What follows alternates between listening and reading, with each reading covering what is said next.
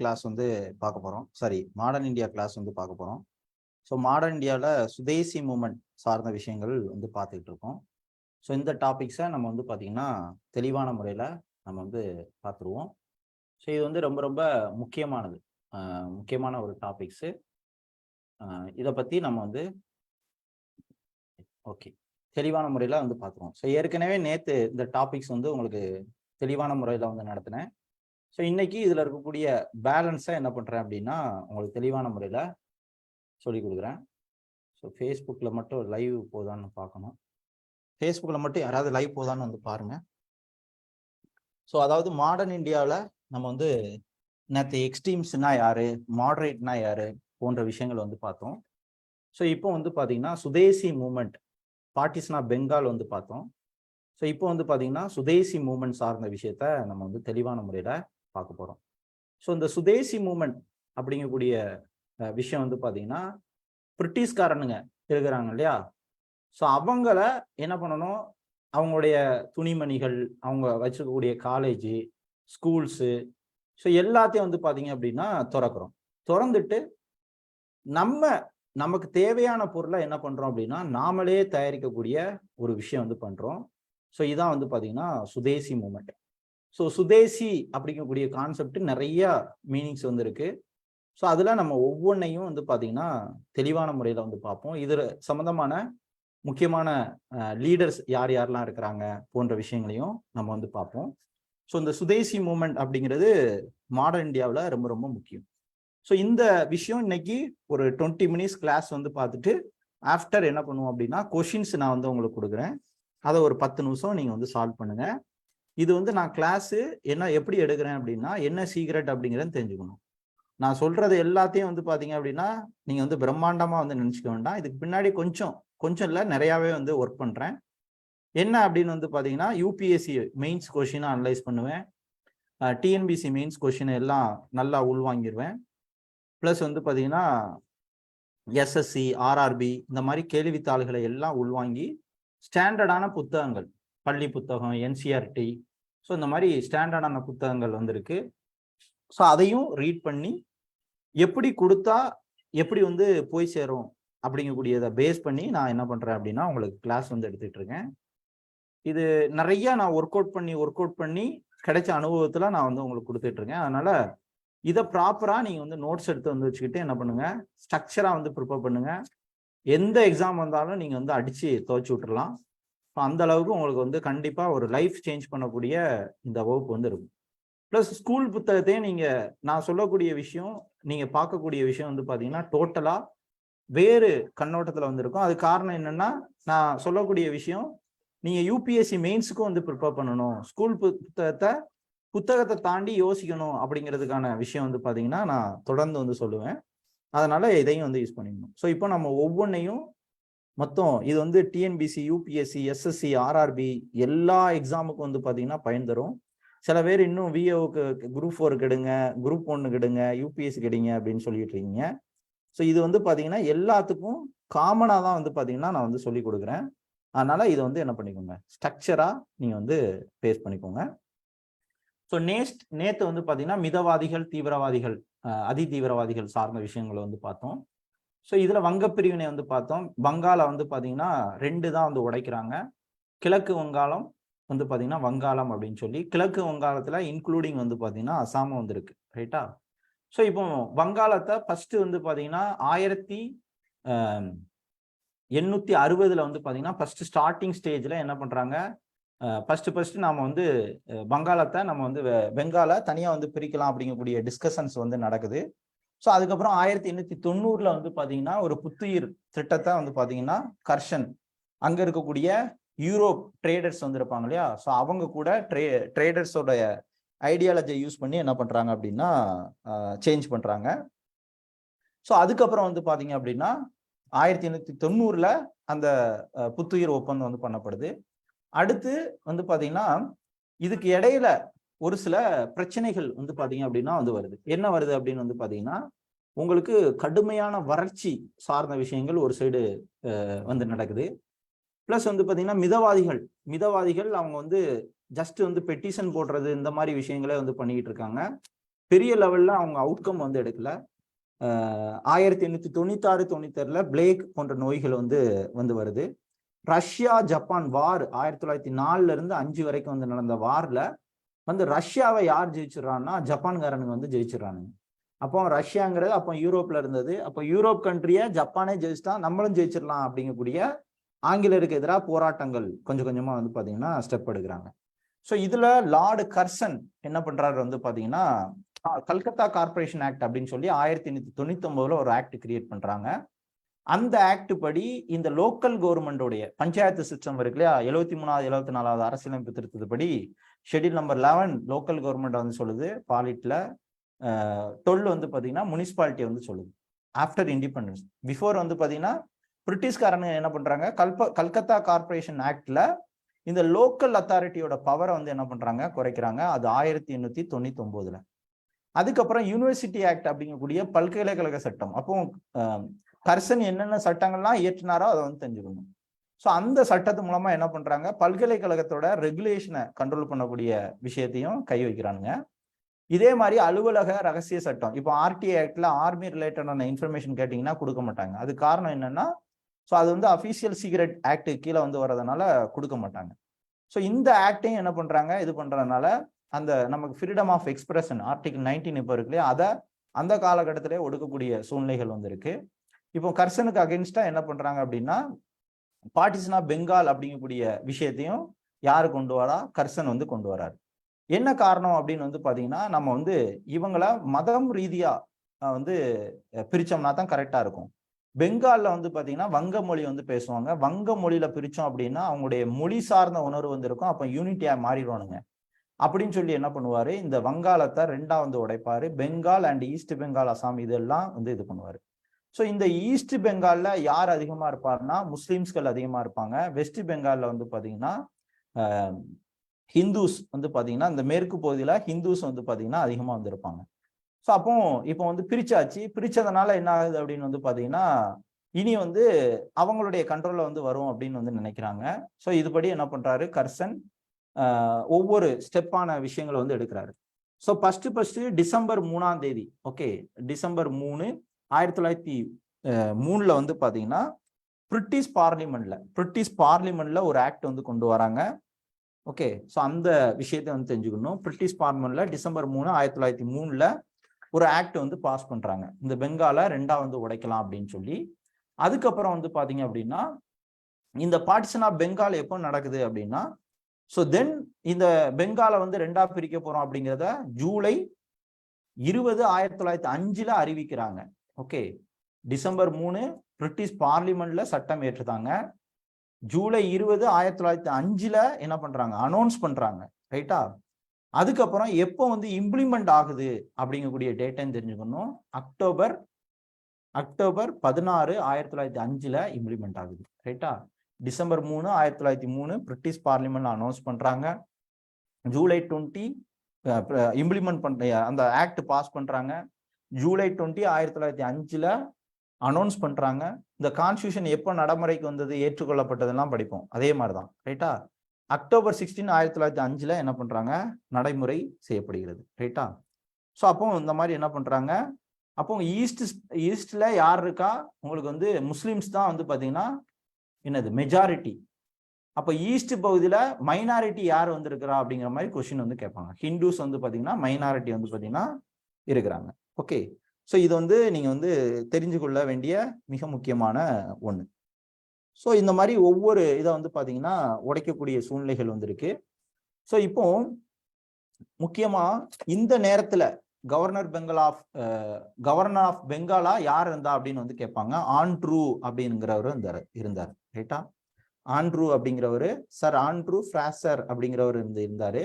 அதை மட்டும் ஞாபகத்தில் வச்சுக்கோங்க. அதே மாதிரி பைகாட் மூவ்மெண்ட். ஓகே, பைகாட் மூவ்மெண்ட்டை யாரு ஃபர்ஸ்ட் இது பண்ணா, கூவல் விட்டா அப்படின்னா சுதேந்திரநாத் பானர்ஜி அப்படிங்கிறதையும் தெரிஞ்சுக்கணும்.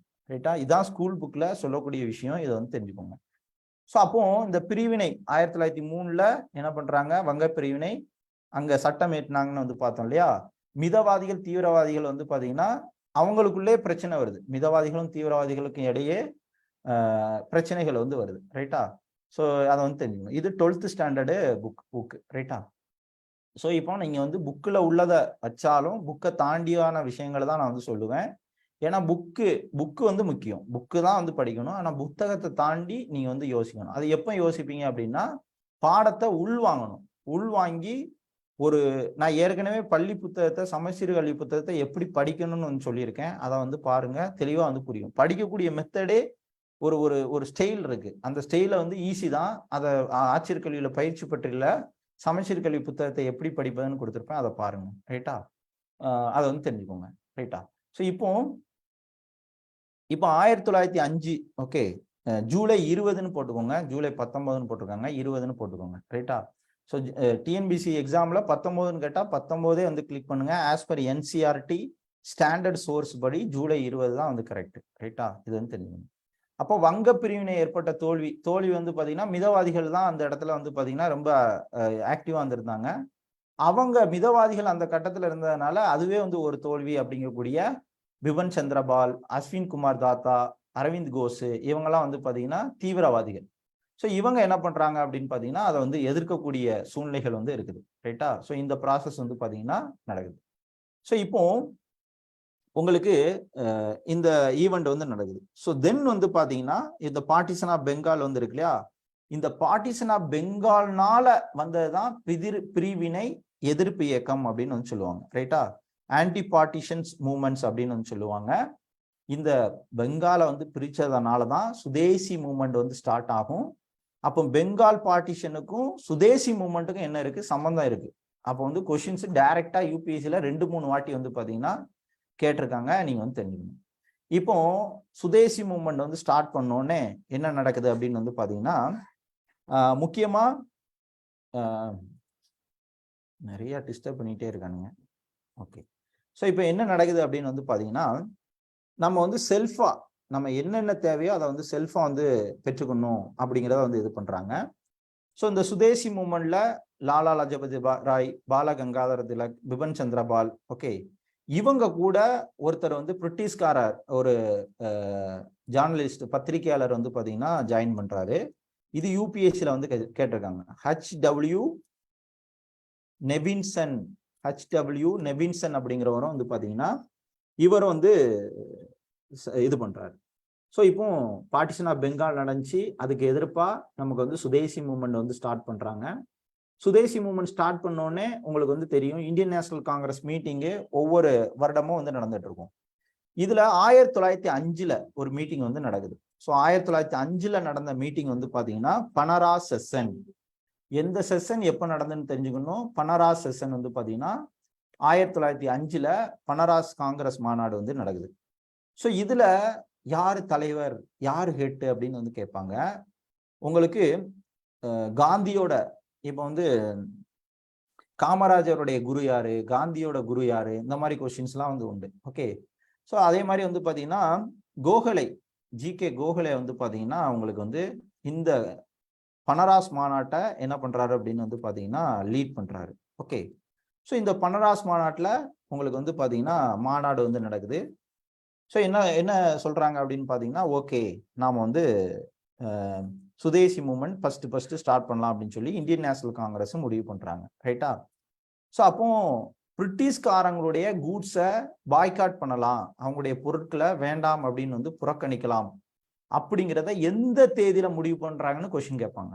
ஆகஸ்ட் 7ஆம் தேதி 1905 என்ன பண்றாங்க, பிரிட்டிஷோட பொருட்களை பாய்காட் பண்ணக்கூடிய பிரிட்டிஷை அடாப்ட் பண்ணது எந்த டேட்னா ஆகஸ்ட் 7, 1905 முடிவு பண்றாங்க. ஓகே, ஸோ அப்போ பல்வேறு இடங்கள்ல இந்தியா ஃபுல்லா என்ன பண்றாங்க அப்படின்னு பாத்தீங்கன்னா அந்நிய பொருட்களை என்ன பண்றாங்க, கொளுத்தக்கூடிய சூழ்நிலை வந்திருக்கு.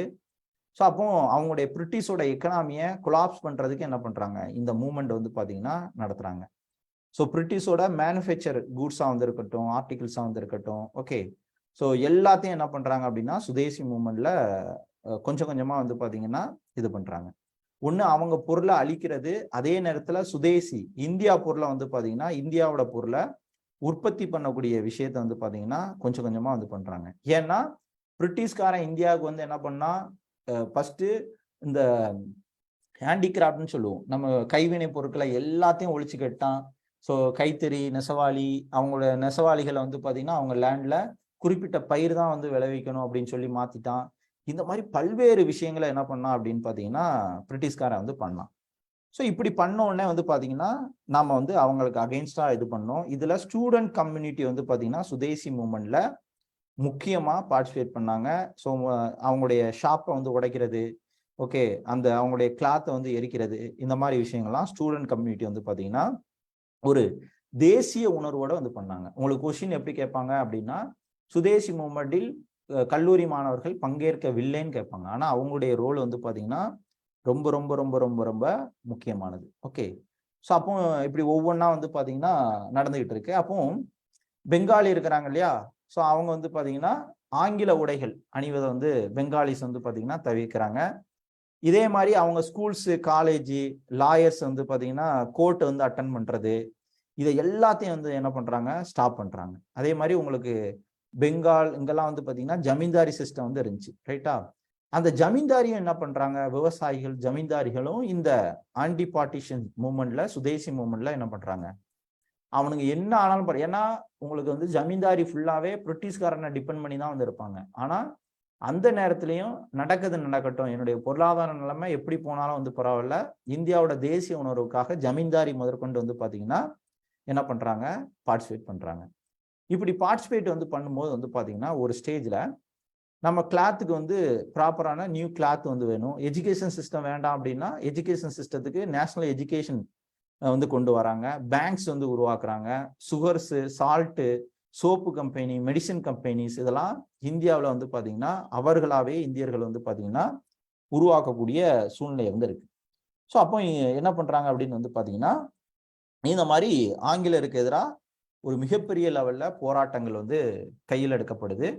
ஸோ இது மூலமா நம்ம வந்து ஒரு சுதேசி இயக்கம் வந்து பார்த்தீங்கன்னா மிகப்பெரிய லெவல்ல பலமடையுது. ஸோ இப்போ இந்த முயற்சி வங்கப்பிரிவினை எதிராக நம்ம சுதேசி மூவ்மெண்ட் வந்து வருது இல்லையா, இந்த நேரத்துல பிரிட்டிஷ்காரனுங்க என்னென்னலாம் வேலைலாம் வந்து பண்றாங்க அப்படிங்கிறத பாருங்க. கல்லூரி மாணவர்களுக்கான உதவித்தொகையை, ஓகே, அதை வந்து ஸ்டாப் பண்றாங்க, ரைட்டா? இதே மாதிரி பள்ளிகளுக்கு போனோம்னா அவங்களுடைய டிகிரி கேன்சல் அப்படிங்கக்கூடிய விஷயத்த வந்து பண்றாங்க. இதெல்லாம் வந்து பண்றாங்க. ஓகே, இந்த விஷயம்லாம் வந்து பாத்தீங்கன்னா மெயினா வந்து பண்ணிட்டு இருக்காங்க. ஆனா இந்தியன்ஸ் என்ன பண்றாங்க, இந்த கணபதி ஃபெஸ்டிவல், துர்கா ஃபெஸ்டிவலை என்ன பண்றாங்க, ஆங்கிலேயருக்கு எதிராக ஒரு ஈவெண்டா வந்து பாத்தீங்கன்னா செலிப்ரேட் பண்றாங்க. வந்தே மாதரம் பாடல் வந்து மிகப்பெரிய லெவல்ல பாடக்கூடிய சூழ்நிலைகள் வந்து இருந்துட்டு இருக்கு. ஸோ இந்த மாதிரி வந்து பாத்தீங்கன்னா சுதேசி அப்படிங்கக்கூடிய சுதேசி மூவ்மெண்ட் வந்து நடந்துட்டு இருக்கு. ஸோ இந்த சுதேசி மூவ்மெண்ட்டை பத்தி உங்களுக்கு வந்து முன்னாடி ஸ்டார்டிங்ல இப்ப சுதேசி மூவ்மெண்ட் வந்து பாத்தீங்கன்னா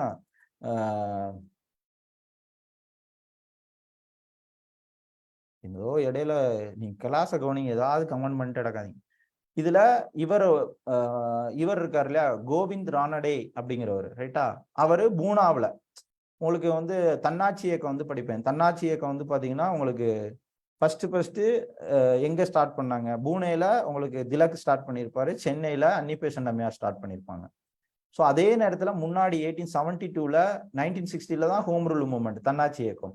கோவிந்த் ரானடே வந்து பாத்தீங்கன்னா அப்பவே என்ன பண்ணிருக்காரு, சுதேசி அப்படிங்கக்கூடிய கான்செப்ட் வந்து சொல்லியிருக்காரு, ரைட்டா? ஒருவர சொந்த நாடு அப்படிங்கிற வந்து சொல்லியிருக்காரு. ஓகே, ஸோ அவர் சொந்த நாட்டில் உற்பத்தி செய்யப்படும் பொருட்களுக்கு அப்பொருட்களின் பயன்பாடு குறைவான மனநிறைவு கொடுத்த போதிலும் முன்னுரிமை. இது வந்து பாத்தீங்கன்னா இப்போ ஃபாரின் டைரக்ட் இன்வெஸ்ட்மெண்ட் சொல்லுவாங்க, அந்நிய நேரடி முதலீடு. ஸோ வெளிநாட்டு கம்பெனி என்ன பண்ணுவான்னா இந்தியாவில் வந்து முதலீடு பண்ணுவான். இந்தியாவில் முதலீடு பண்ணாலும்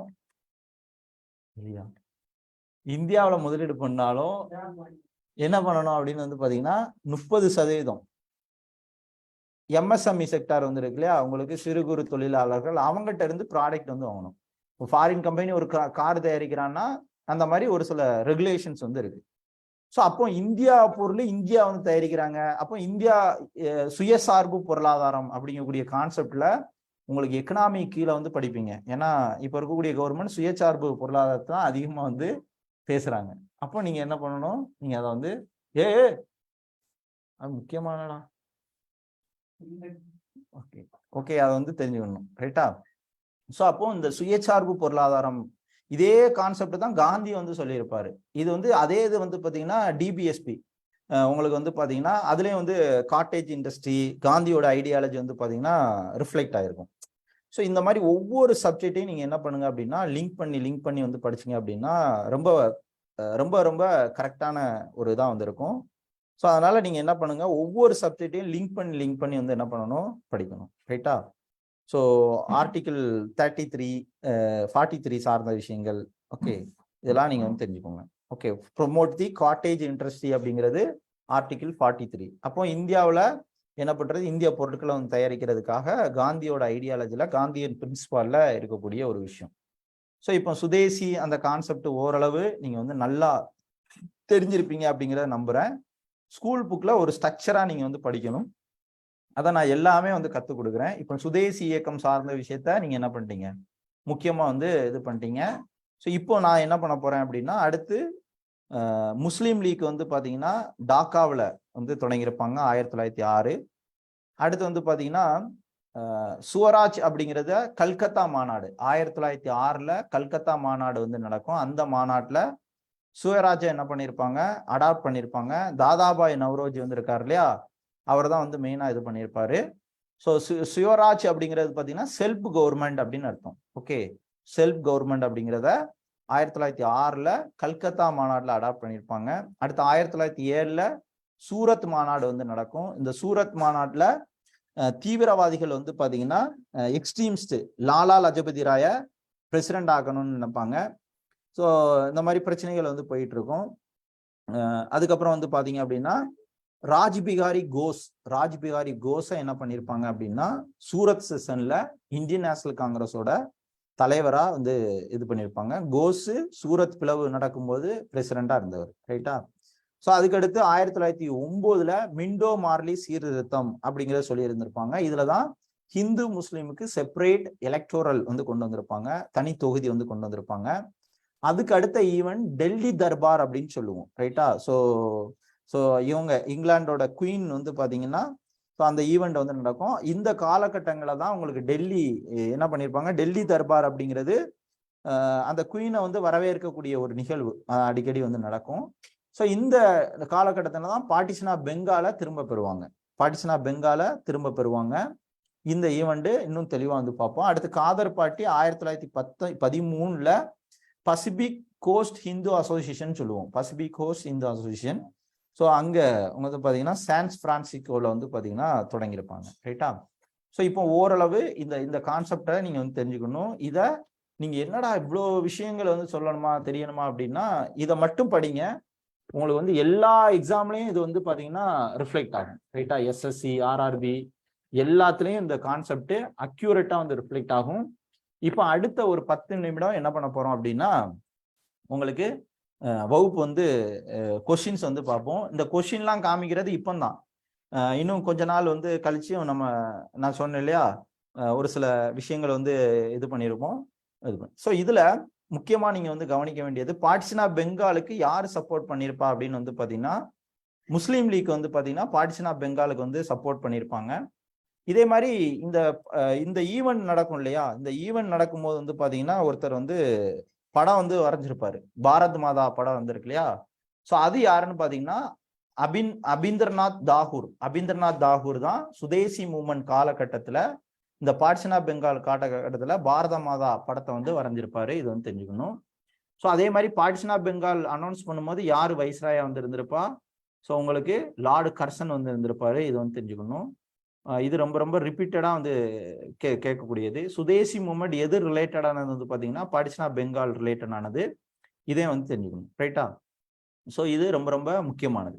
ஸோ இந்த சுதேசி மூவ்மெண்ட் வந்து எப்போ அறிவிச்சிருப்பாங்க அப்படின்னா இந்த 7th ஆகஸ்ட் 1905 கல்கத்தாவில் டவுன் ஹால் அப்படிங்கக்கூடிய இடம், 1905 டவுன் ஹால் அப்படிங்கக்கூடிய இடத்துல தான் வந்து பார்த்தீங்கன்னா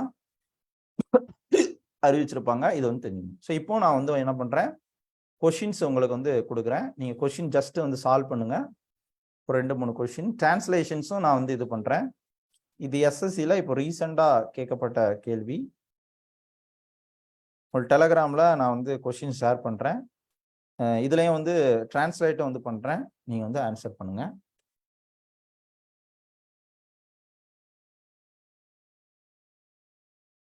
ஓகே. ஆன்சர் கமெண்ட் பண்ணுங்க பார்ப்போம். டிரான்ஸ்லேஷன் ஆன் பண்ணிக்கிறேன். கொஞ்சம் குயிக்கா பண்ணுங்க, டைம் இல்லை.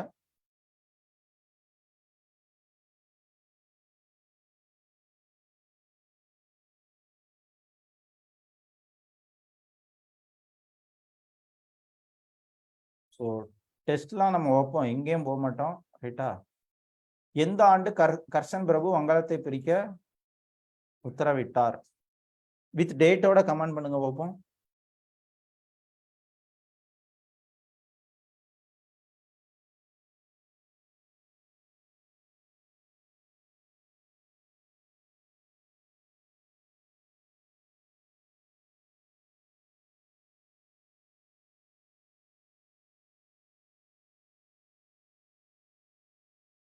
குயிக்கா கமெண்ட் பண்ணுங்க.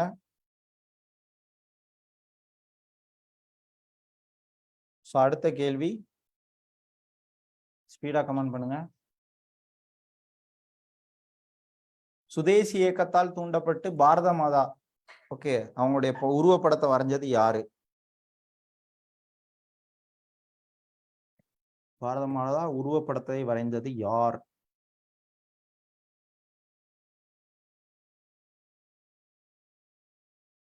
தமிழ் மீடியம் படிக்கிறவங்க என்னடா இப்படி இருக்குன்னு நினைக்காதீங்க. ஜஸ்ட் டிரான்ஸ்லேஷன்ஸ் வந்து கொடுக்குறேன், அதை வந்து பார்த்துக்கோங்க. ஓகே, ஸோ பாரத மாதா படத்தை வரைஞ்சது யாரு அப்படின்னு பார்த்தீங்கன்னா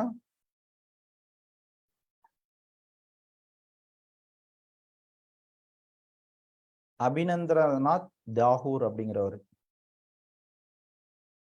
ஓகே, இது வந்து தெரிஞ்சுக்கணும், முயற்சி எடுங்க. அடுத்து முஸ்லீம் லீக் எப்போ உருவாக்கப்பட்டது? ஸோ முஸ்லீம் லீக் வந்து பார்த்தீங்கன்னா எப்போ ஃபவுண்ட் பண்ணாங்க அப்படிங்கிறது 1906 ஃபவுண்ட் பண்ணாங்க. எங்க ஃபவுண்ட் பண்ணாங்கன்னா டாக்கா, ஓகே, பங்களாதேஷ் இருக்குல்லையே, அந்த டாக்காவில் பண்ணாங்க. ஸோ யாரு பண்ணான்னா நவாப் சலீமுல்லா வந்து பண்ணாரு. நவாப் சலீமுல்லா. ஓகே, ஸோ 1940 இந்த முஸ்லீம் லீக் மாநாடு இருக்கு இல்லையா, அது எங்க நடந்துச்சு அப்படின்னா லாகூர்ல வந்து நடந்துச்சு.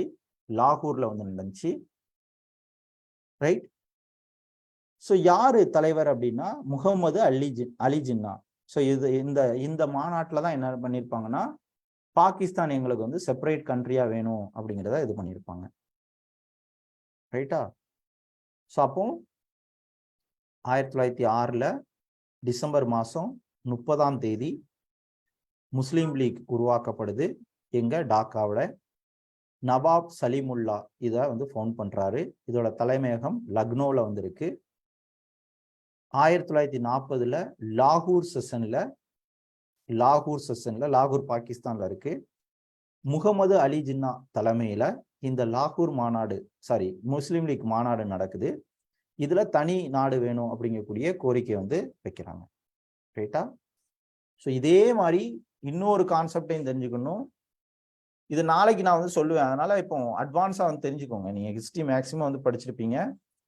இந்த லக்னோ மாநாடு வந்து பாத்தீங்கன்னா 1906 வந்து பாத்தீங்கன்னா நடந்திருக்கும். 1916 வந்து லக்னோ மாநாடு வந்து நடந்திருக்கும். ஸோ இந்த லக்னோ மாநாட்டுல என்ன பண்ணுவாங்க அப்படின்னு வந்து பாத்தீங்கன்னா ஹிந்து முஸ்லீமோட ஒரு யூனிட்டி வந்து பாத்தீங்கன்னா நிகழ்ந்திருக்கும் லக்னோ மாநாட்டுல. ரைட்டா? ஸோ அது வந்து ரொம்ப ரொம்ப முக்கியமான ஒரு ஈவெண்ட். ஸோ அந்த ஈவெண்ட் ரிலேட்டடாக என்ன பண்ணுவாங்க அப்படின்னா கொஸ்டின்ஸ் வந்து கேட்பாங்க. ஓகே, அப்போ லக்னோ அக்ரிமெண்ட் யார் யாருக்கு இடையில வந்து நடந்துச்சு அப்படிங்கிறத சொல்லுங்க பார்ப்போம். ஸோ 1900 லக்னோ ஒப்பந்தம் யாருக்கு இடையில நடந்துச்சு, அது எந்த வருடம் அப்படிங்கிறத கமெண்ட் பண்ணுங்க பார்ப்போம். லக்னோ ஒப்பந்தம் காங்கிரஸ் லீக்கும் முஸ்லீம் லீக்கும் நடந்தது. முகமது அலி ஜின்னாவுக்கும் காங்கிரஸுக்கும் வந்து பார்த்தீங்கன்னா இடையில ஒரு முஸ்லீம் லீக் ரிலேட்டடா ஒரு அக்ரிமெண்ட் வந்து போடுறாங்க. இது வந்து லக்னோ பேக்ட் அப்படின்னு சொல்லுவாங்க. 1914 லக்னோ செக்ஷன்ஸ் வந்து நடக்குது. ஸோ இதுல அம்பிகா சரண் வந்து பாத்தீங்க அப்படின்னா லீட் பண்றாரு. ஸோ அப்போ 1914 ஹிந்து முஸ்லீம் யூனிட்டி லக்னோ செஷன்ல வந்து நடக்குது. அம்பிகா சரண் இதை வந்து லீட் பண்றாரு. இதை எதிர்க்கிறது வந்து பாத்தீங்கன்னா, இந்த லக்னோ பேக்டை எதிர்க்கிறது யாரு அப்படின்னு பாத்தீங்கன்னா மதன் மோகன் மால்வியா அப்படிங்கிறத தெரிஞ்சுக்கோங்க. மதன் மோகன் மால்வியா, ரைட்டா? ஸோ இப்படிதான் நீங்க வந்து என்ன பண்ணணும், மெயினா வந்து படிக்கணும். இப்படி படிச்சீங்கனாலே போதும். தயவுசெய்து கொஸ்டின் ஆங்கிலத்துல போடுறேன் அப்படின்னு நினைக்காதீங்க, ப்ராக்டிஸ் பண்ணுங்க. ஸோ நீங்க எஸ்எஸ்சி இதெல்லாம் வந்து இப்போதைக்கு தமிழ்ல நடத்துறாங்க, இருந்தாலும் நீங்க ஆங்கிலத்துல படிச்சாதான் சென்ட்ரல் கவர்மெண்ட் ஜாப்ஸ் வந்து பாத்தீங்கன்னா ஈஸியா வந்து இது பண்ண முடியும். அதனால இது ஒரு பெரிய விஷயமே கிடையாது, கொஞ்சம் கொஞ்சம் முயற்சி பண்ணுங்க, வந்துடும், ரைட்டா? ஸோ அடுத்த கொஸ்டின்ஸ் வந்து பாத்தீங்கன்னா, இந்த சுதேசி மூமெண்ட் இருக்கு இல்லையா, இந்த சுதேசி மூமெண்ட் ஓரியன்டான ஒரு கொஸ்டின்ஸ். இந்த சுதேசி மூமெண்ட் என்ன பண்ணாங்க, அறிவிச்சாங்க இல்லையா, அது எந்த செஷன் அப்படிங்கிறத நம்ம வந்து பார்க்க போறோம். எடிட் பண்ணிக்கிறேன் கொஸ்டின்.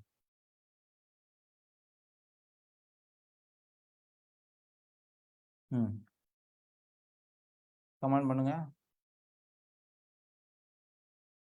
சுதேசி இயக்கம் வந்து பாத்தீங்கன்னா எது ரிலேட்டடானது, பார்ட்டிஷன் ஆஃப் பெங்கால் ரிலேட்டடானது. ஸோ அப்போ சுதேசி மூமெண்ட் அண்ட் பைகாட் மூமெண்ட்டுக்கு சப்போர்ட் பண்ண செஷன் எது, பனரா செஷன் சொன்னேன் இல்லையா, பனரா செஷன் அப்படிங்கிறது, ரைட்டா? இது ரொம்ப ரொம்ப முக்கியமானது.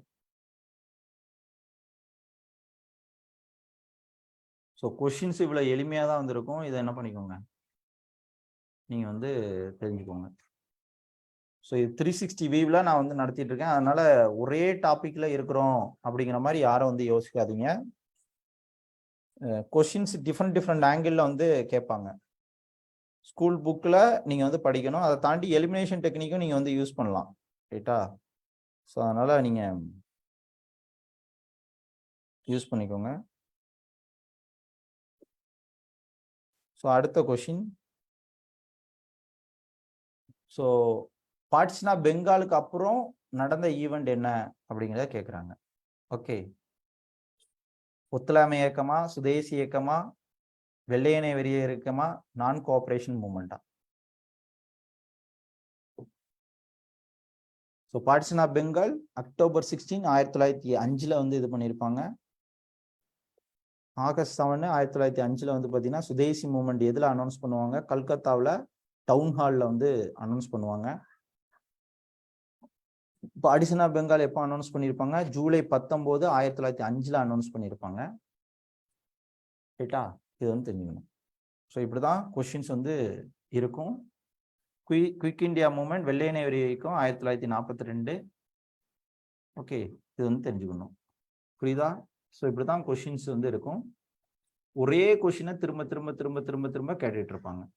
16 October 1905 partition of Bengal. So என்ன பண்ணிக்கோங்க, இதை தொடர்ந்து வந்து பார்த்தீங்கன்னா ப்ராக்டிஸ் பண்ணுங்க. கொஷின்ஸு நான் சொன்ன மாதிரி இனி ஒவ்வொரு டாப்பிக்கும் அக்யூரேட்டாக நீங்கள் கொஞ்சம் ஒரு 20 நாள் வெயிட் பண்ணுங்க, மாசா நம்ம வந்து பண்ணிடலாம். அதனால நான் சொல்லக்கூடியதை மட்டும் அக்யூரேட்டாக படிங்க, போதுமானது. பிரம்மாண்டமான ரிசல்ட்டை நீங்கள் வந்து எடுக்கலாம். ஸோ ஆட்சியர் கல்வி புத்தகம் இருக்கு இல்லையா, இந்த 3 புத்தகத்தையும் நீங்கள் வந்து வச்சுக்கோங்க. நான் முன்னாடி வந்து சொல்லுவேன், நீங்கள் வேணா வாங்கிக்கோங்க, வேணான்னா தேவைன்னா விட்டுருங்க. ஆனால் நிறைய பேர் இதோட வேல்யூஸ் வந்து தெரியல, ரைட்டா?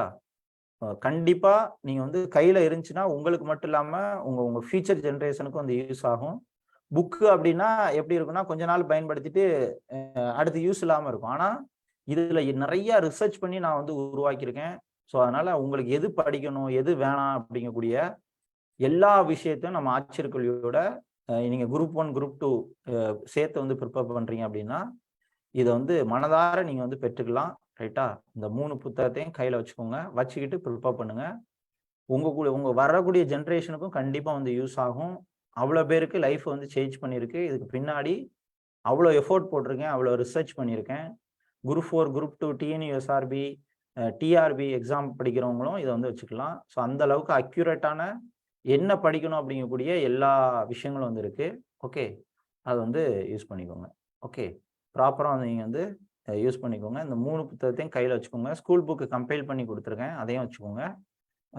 வச்சுக்கிட்டு நீங்கள் வந்து படிங்க, சூப்பராக வந்து கிளியர் பண்ணிடலாம். ரைட்டா? ஸோ ஏதாவது கருத்துக்கள் இருந்துச்சுன்னா நீங்கள் ஆட்சியர் கல்வியோட வாட்ஸ்அப் நம்பருக்கு நீங்கள் வந்து தெரியப்படுத்தலாம். ஸோ ஆட்சியர் கல்வியோட டெலகிராமில் ஜாயின் பண்ணாமல் இருந்தீங்கனாலும் நீங்கள் வந்து பார்த்தீங்கன்னா ஜாயின் பண்ணிக்கோங்க. ஸோ அந்த லிங்க்கையும் நான் வந்து அனுப்புகிறேன். ஸோ டெலகிராமில் ஜாயின் பண்ணிக்கோங்க. யூடியூப்பில் வந்து அடுத்து அப்லோட் பண்ண அப்புறம் படிக்கிறவங்களுக்கு அதிலே இருக்கும், அந்த கீழே டிஸ்கிரிப்ஷன்லேயே வந்து இருக்கும், அதில் ஜாயின் பண்ணிக்கலாம். ரைட்டா? ரெகுலராக கிளாஸ் வந்து ஈவினிங் வந்து இதே டைமிங்கில் இருக்கும், அதாவது 7:15 இருக்கும். அதையும் வந்து ப்ராப்பராக யூஸ் பண்ணிக்கோங்க. உங்கள் ஃப்ரெண்ட்ஸ் யாராவது இருந்தால் சொல்லுங்கள், அவங்களும் வந்து பயன்படுத்தட்டும். யூடியூப்பில் ஏற்கனவே எடுத்த கிளாஸஸ் எல்லாமே இருக்குது. யூபிஎஸ்சி, டிஎன்பிஎஸ்சி எல்லாத்துக்கும் காமனாக வச்சுட்டு தான் வந்து எடுக்கிறேன். நல்லா படிக்க சொல்லுங்கள், சிறப்பாக படிங்க, தரமாக படிங்க. வாழ்க வளமுடன். நன்றி, வணக்கம். டவுட் எது இருந்தால் வாட்ஸ்அப்புக்கு அனுப்புங்க. அடுத்து எனக்கு நிறையா ஒர்க் இருக்குது, தூங்கணும் வச்சுக்கிறோம். இதோட முடிச்சுக்கிடுவோம். தேங்க்யூ.